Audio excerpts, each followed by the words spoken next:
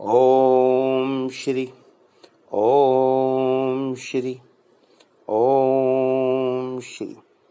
जपाते जपाते अच्छे फल की प्राप्ति। हुआ यूं, एक दफा एक महाराज कहीं से भ्रमण करते हुए बाहर से आ रहे थे। घूमते घूमते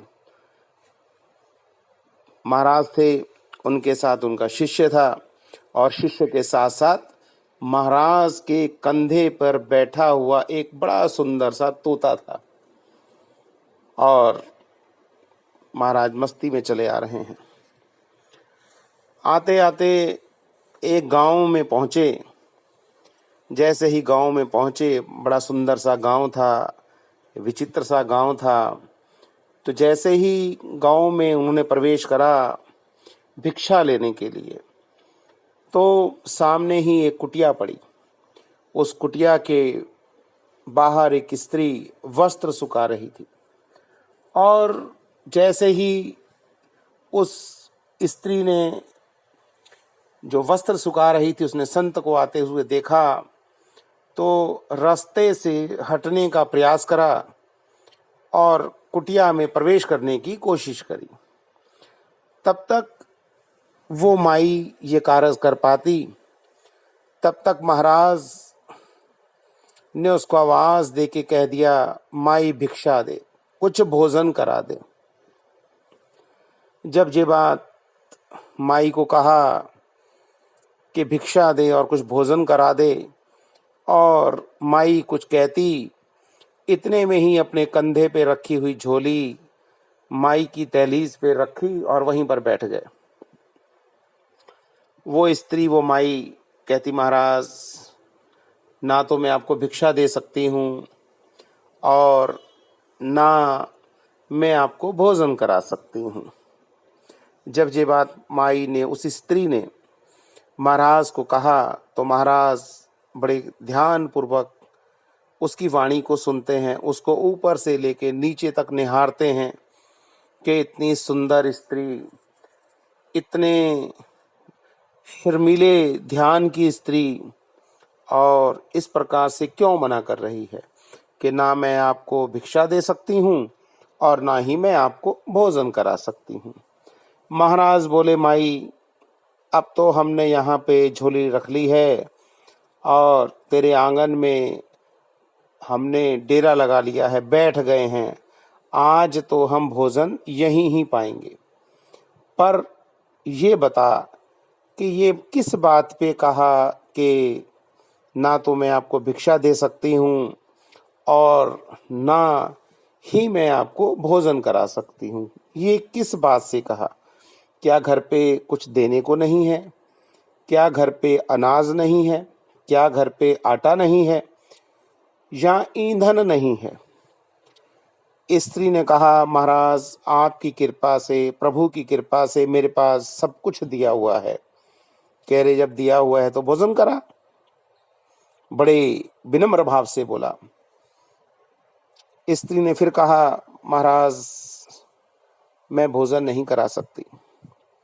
महाराज ने कहा, जब सब कुछ है क्यों नहीं करा सकती? कारण बताओ। तो जब कहा महाराज ने, कारण बताओ,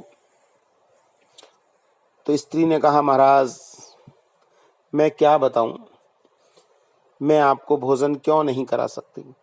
आप भगवान का गुणगान करने वाले, हमेशा तपस्या में लीन रहने वाले, हमेशा प्रभु का गुणगान करने वाले और इतने सुंदर भगवा वस्त्र धारण करने वाले महाराज, आपकी इतनी बड़ी बड़ी जटाएं, आपके मुखमंडल पे इतना तेज आभा झलक रही है, और आपके साथ साथ आपके शिष्य में भी देखो कितना नूर आ गया है। इतने व्यक्तित्व वाले, इतने तेजस्वी महाराज को मैं किस प्रकार से भोजन करा सकती हूँ? अब जब इतनी तारीफ इतने विनम्र भाव से उस स्त्री ने महाराज की करी, अब तो महाराज को और उत्सुकता हो गई है। कि जब उत्सुकता हुई तो महाराज ने कहा, अब तो तुम्हें बताना पड़ेगा क्यों नहीं करा सकती। तब उस स्त्री ने कहा, महाराज, मैं क्या बताऊं, मैं आपको भोजन क्यों नहीं करा सकती, पर जब आप मुझे विनम्र निवेदन कर ही रहे हैं, पूछ ही रहे हैं तो सुने। मैं गांव से बाहर रहती हूँ और गांव से दूर रहती हूँ, क्योंकि मैं जो अपना पालन पोषण भरण पोषण करती हूँ वो मैं अपना देह का व्यापार करके करती हूँ। और मैं अपने देह को बेच करके जो व्यक्ति जो पुरुष मेरे को जो भी धन इत्यादि दे जाते हैं, मैं उसके द्वारा अन्न ग्रहण करके अनाज ला करके भोजन पाती हूँ। यानी कि महाराज मैं एक वेश्या हूँ। तो आपको मैं किस प्रकार से भोजन करा सकती हूँ? मैं तो पापन हूँ। इस प्रकार जब महाराज को ये बात कही तो महाराज ने कहा, देख माई, हमने तो अब तेरे यहाँ डेरा लगा ही दिया और हमें कोई फर्क नहीं पड़ता कि ये वेश्या है, ये चूड़ा है, ये भंगी है, ये हिंदू है, ये मुसलमान है, ये ईसाई है, ये सिख है। हमें कोई फर्क नहीं पड़ता, क्योंकि हमने कभी भेदभाव रखा ही नहीं। और जिसके जो भी कर्म हैं वो भी सब भगवान के द्वारा रचित लीला के द्वारा ही हैं। उसको जिस प्रकार का भी पालन पोषण भ्रमण पोषण का भगवान ने गुण दिया है, वो उसी प्रकार से भोजन पा करके अपना धनोपार्जन करता है। इसलिए अब तू किसी बात की चिंता ना कर, शीघ्र अतिशीघ्र हमारे लिए भोजन बना, हम तो यहीं भोजन पाएंगे। पहुंचे हुए संत थे, पहुंचे हुए महाराज थे, तपस्वी थे। अब ये बात कही तो बेचारी क्या करती? ठीक है महाराज, जैसे आपकी इच्छा। बड़े विनम्र भाव से फटाफट उसके पास जो भी रूखा सूखा था खाना बनाया, गरम गरम रोटी बना करके महाराज को परोसी। महाराज ने धरती माँ को अलख लगाया, भोग लगाया। उसके बाद बड़े आनंद के साथ भोजन पाया। भोजन पाने के बाद अपना बड़े तृप्ति के साथ उस स्त्री को आशीर्वाद दिया। जब आशीर्वाद दे करके चलने लगे तो बोले, महाराज मेरे ऊपर ना जाने भगवान ने कौन से क्षण लिखे थे जो आज ये मौका आया और मैं किसी एक साधु संत को भोजन करा सकी। मेरे अहोभाग्य हैं। पर आपको भोजन कराने के बाद, आपकी वाणी सुनने के बाद मेरे मन में ये विचार आया कि मैं आज से क्यों ना ये सारे के सारे धर्म कर्म जो करे हैं उल्टे सीधे सब परित्याग कर दूं और आप मेरे को कोई सद्मार्ग दें, जो मैं इन सब पापों से मुक्त होकर के प्रभु की सेवा में लग जाऊं और अपने गुनाहों की माफी मांगूं और अंत में मैं भी वैकुंठ धाम में चली जाऊं। जब वेश्या ने इस प्रकार से महाराज को विनम्र निवेदन करा तो महाराज ने कहा, देखो माई, मैं ज्यादा तो कुछ नहीं जानता। अगर तू इस प्रकार से मन में विचार बना ही बैठी है, कर ही बैठी है, तो चल मैं तेरे को एक चीज दे देता हूँ और मैं इसको अपनी जान से भी प्रिय समझ करके पालता हूँ, रखता हूँ। इसका तू भी वैसे ही ध्यान रखना। अब महिला ने सोचा, वेश्या ने सोचा, महाराज पता नहीं मेरे को क्या देंगे।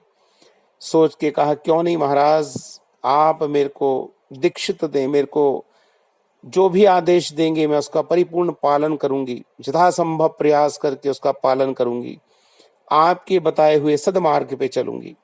जब ये बात वेश्या ने महाराज को कही तो महाराज ने बड़े प्यार से अपने कंधे से उस तोते को उतारा और चेले के द्वारा जो पिंजरा था उसमें डाल करके महिला को दे दिया, वेश्या को दे दिया।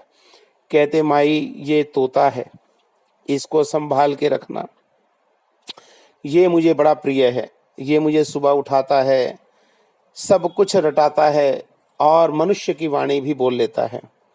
बस तू एक काम करना, जब सुबह उठा करे, जब भी तेरे पे समय हुआ करे, भोजन बनाए या जो भी तू पूजा पाठ करे, नित्य कर्म करे, तो केवल सुबह इसको यही कहा करना कह गंगा राम राम राम।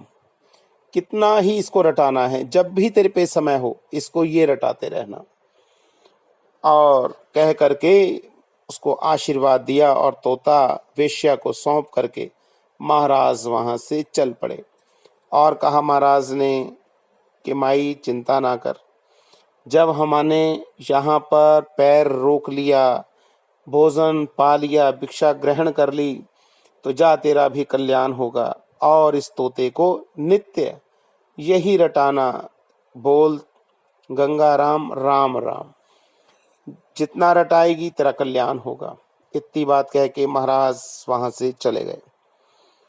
अब वेश्या ने महाराज को जाने के बाद उनके चरणों की मिट्टी को उठा के अपने सर से लगाया और भगवान का बड़ा शुक्रिया करा कि हे भगवान, आपने मेरे पे बड़ी अनुकंपा करी, जो आपने इस प्रकार से महाराज को भेजा और मेरे पाप धुलने का मार्ग निकाल दिया। ये बात सोच करके वेश्या ने उस तोते को अपने पास रख लिया और सुबह नित्य स्नान करना, उठना और तोते को उठाते ही बोलना, बोल गंगा राम राम राम। बस उसको भी एक ललक लग गई और पूरा दिन चाहे वो कपड़े की सिलाई करती, चाहे वो बुनाई करती, चाहे वो अनाज चुगती, चाहे वो भोजन बनाती, जो भी समय मिलता तो उसको यही बात रटाती रहती, बोलो गंगा राम राम राम। तोते को उसने एक नियम बना लिया और जो वो कर्म करती थी, बुरे कर्म, उसने उसी दिन से महाराज को भोजन कराने के तत्पश्चात सब परित्याग कर दिए। इस प्रकार से जब उसने सब बुरे कर्म परित्याग करके एक नियम बना लिया, केवल सुबह स्नान करना, प्रभु का श्रृंगार करना, प्रभु को भोग लगाना, सारे काम करने प्रभु के, और साथ साथ तोते को भी बोलते रहना, बोलो गंगा राम राम राम।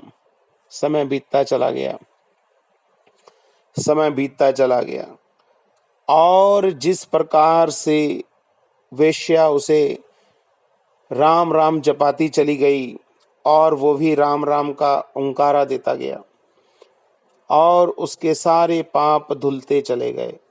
एक दिन मन में विचार आया कि भाई अब तो मैं ना जाने कितने दिन जीऊं, कितने दिन ना जीऊं, क्योंकि सारे कर्म छोड़ दिए और जो उसके पास जमा पूंजी थी उसने उससे अपना जीवन यापन करा और अंतिम समय नज़दीक दिखा, उसकी तबीयत खराब होने लगी, थोड़ी बीमार रहने लगी, लेकिन बीमार रहते हुए भी नियम उसने नहीं तोड़ा।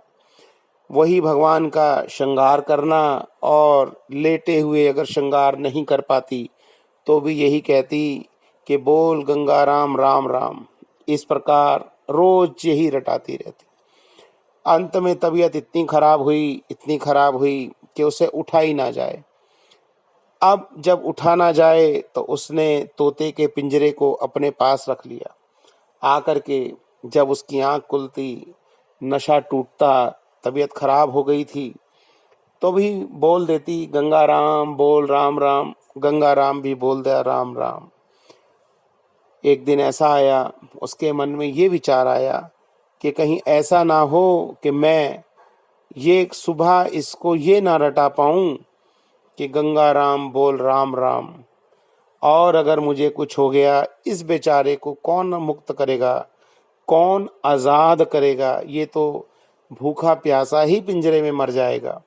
ये विचार सोच करके जब अगली सुबह जिस समय माई उठी और उसने पिंजरे को खोला और देखा कि तोते को मैंने रटाना है कि गंगा राम बोल राम राम, तो जैसे ही उसने कहा गंगा राम, आज से मैं तेरा पिंजरा खोल रही हूँ और तेरे को भी मुक्त कर रही हूँ, मेरी तबीयत खराब है, कहीं ऐसा ना हो कि मेरे प्राण पखेरु उड़ जाएं, तेरे को कौन मुक्त करेगा। इससे पहले कि मेरी प्राण पखेरु उड़ें, तू भी इसमें से निकल जाना। इतना कह करके माई फिर अपना नशे में सो गई। और जब उसकी आंख दोबारा से पुनः खुली तो उसने वही रटाना कि गंगा राम बोल राम राम। जैसे ही उसने कहा गंगा राम बोल राम राम, देखती क्या है कि उससे पहले ही तोते ने भी अपनी जान छोड़ दी, प्राण छोड़ दिए। भाव उसको रटाते रटाते खुद भी सुधर गई और तोते ने उसको भी तार दिया। महाराज उसको ज्ञान दे गए, ज्ञान दे करके उसको सदमार्ग पे लगा गए। तोते को भी पता था कि आज मेरी मालकिन बचेगी नहीं, तो इससे पहले मैं रोऊं तो क्यों ना मैं भी अपने प्राण छोड़ दूं, तो हम दोनों एक साथ ही बैकुंठ में चले जाएंगे। उसी प्रकार से तोते ने माई के उठने से पहले अपने प्राण छोड़ दिए और उसके इस भाव को देख करके तत्काल माई ने भी अपने प्राण त्याग कर दिए। तो महाराज आए और वो वेश्या थी, बेशक ना जाने किस कारण से, किस रूप से, किस त्रुटियों से भगवान ने उसको ऐसा दंड दिया, पर संत ने आकर के उसका उद्धार किया और एक तोता दे दिया और वो उसको रटाते रटाते ही सारे पापों से मुक्त हो गई और अंत में जाकर के बैकुंठ धाम को चली गई। बड़े बड़े लोग आते हैं मेरे पास, गुरुजी मंत्र दे दो, दीक्षा दे दो, कृपा कर दो। कृपा पाने के लिए दीक्षा भी ले लेते हैं, मंत्र भी ले लेते हैं, पर मालाएं जाकर के खूंटी पे टांग देते हैं और सारा समय मौज मस्ती में उड़ा देते हैं। सोचते हैं हम दीक्षित हो गए, दीक्षा ले ली। ना जाने कितने संतों के पास जाकर के लोग इसी प्रकार से सोचते हैं हम दीक्षित हो गए, पर कृपा क्यों नहीं होती? कृपा का यही कारण होता है कि वो रटते नहीं हैं, ना रटाते हैं, ना जपते हैं, ना जपाते हैं। अगर वो जपें और जपाएं, रटें और रटाएं, तो उसी प्रकार से जैसे उस पे कृपा हुई वेश्या के ऊपर संत के द्वारा बताए गए मार्ग के कारण, तो जो गुरु है, जो सदगुरु है, जो सतपुरुष है, जो सत महात्मा है, वो अगर किसी को भी दीक्षा दे देगा, ज्ञान दे देगा, तो जब उसको कोई रटेगा तो सिमरन सिमरन सिमरन सुख पाऊं, तो वो भी सिमरते सिमरते जपते जपते सुख पाएगा और सारी मनोवांछित इच्छाओं को पाएगा और भव सागर से पार हो जाएगा। ओम श्री ओम श्री ओम श्री।